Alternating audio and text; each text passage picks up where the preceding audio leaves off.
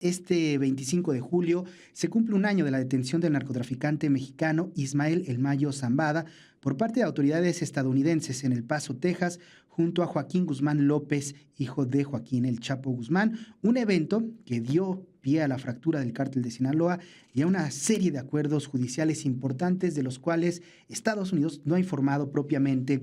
al gobierno de México. Y para entender todo este asunto con más de un año, cuál es el panorama, cuál es el balance, nos acompaña vía Zoom nuestro especialista, nuestro compañero en seguridad, Rodrigo Cornejo. Buenas tardes, Rodrigo, ¿cómo estás? Hola, ¿qué tal? Un gusto platicar contigo respecto de este oscuro aniversario de este incidente, que es incluso un capítulo más de la estrategia de Estados Unidos de acordar con personas que están acusadas de cometer delitos que dañan al propio Estados Unidos y darles acuerdos ventajosos para ellos. El caso de El Mayo Zambada es el que inauguró esta lista de presuntos delincuentes, personas acusadas en Estados Unidos cuyos juicios se han estado aplazando sistemáticamente y que a un año de ese proceso, que todavía no queda muy claro cómo sucedió en sus inicios, de que se fue trasladada esta persona a Estados Unidos, pues todavía no tenemos un juicio y lo que sí es, hay eh, muchas incógnitas de en qué va a consistir el acuerdo al que va a llegar con el gobierno de Estados Unidos el Mayo Zambada.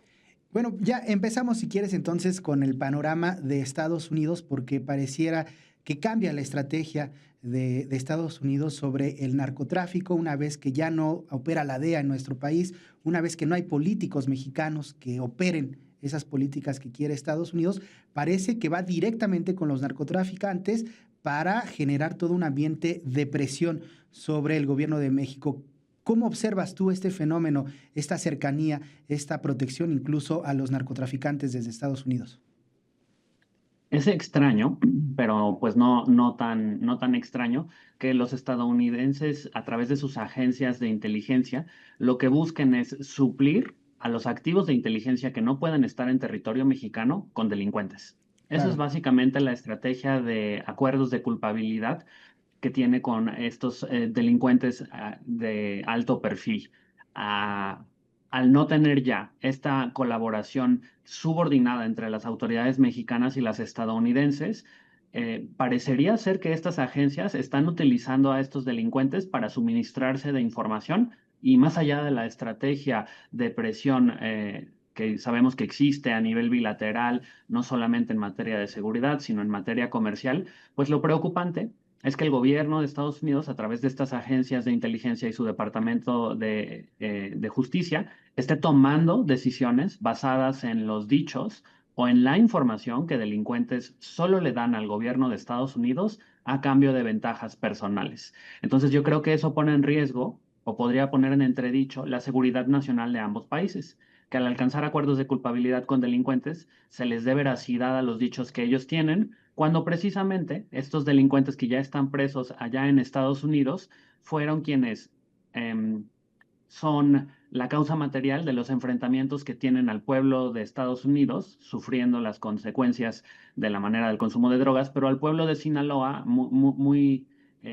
pendiente de las condiciones de seguridad, ¿no? Entonces yo creo que estos acuerdos de culpabilidad, aunque parecerían que tienen cierto sentido, pues solamente ponen en entredicho qué tan seguro va a estar el pueblo de Estados Unidos y el de México si le estamos dando verosimilitud y credibilidad a los dichos de personas acusadas de muchísimos delitos, ¿no? Y es que no pareciera que fuera ni la seguridad ni la salud de los estadounidenses lo que motiva estos acuerdos o la política de Estados Unidos contra la droga. ¿Cuál crees,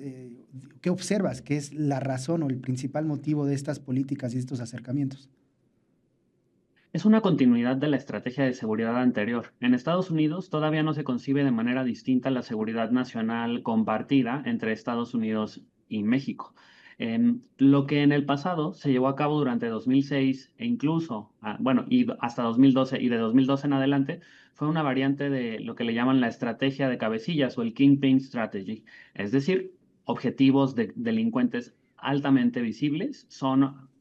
tras los cuales va Estados Unidos. Desde 2018, México lleva a cabo una política de seguridad diferente. Primero, construyendo instituciones y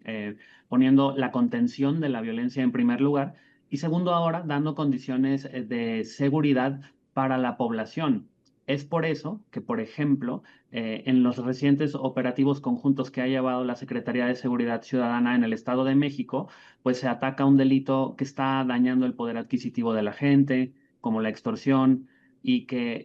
el producto de estos delitos, como materiales de construcción, carne, pollo, se está distribuyendo en la población porque son bienes mal habidos. La estrategia del gobierno de México es preservar la vida y seguridad de los mexicanos y reducir el tráfico de drogas para que la vida de los estadounidenses no se vea amenazada por el consumo que tienen de estas sustancias. En Estados Unidos siguen una política continuista, la de antaño. Es por eso que en vez de negociar condiciones de seguridad conjuntas, pues lo que han buscado es la entrega de todos estos más de 20 individuos que hizo el gobierno de México, porque parece que les interesa más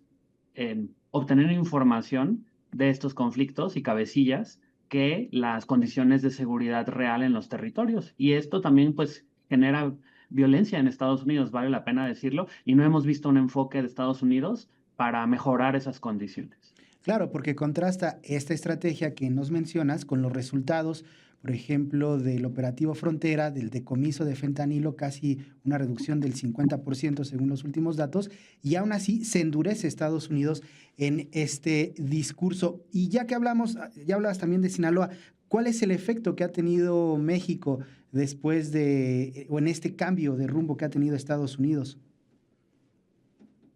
Bueno, en Sinaloa, en primer lugar, hasta que los estadounidenses, que no creo que lo vayan a hacer, aclaren cómo, por arte y obra de la casualidad, parecería, se les entregó a un criminal en su propio territorio y lo arrestaron, bueno, pues no se aclararán esas circunstancias, pero este conflicto que persiste en el estado de Sinaloa, al cual el gobierno de México está abordando, y ahorita si quieres nos metemos a eso, de manera integral para garantizar condiciones de paz y actividad económica del lado de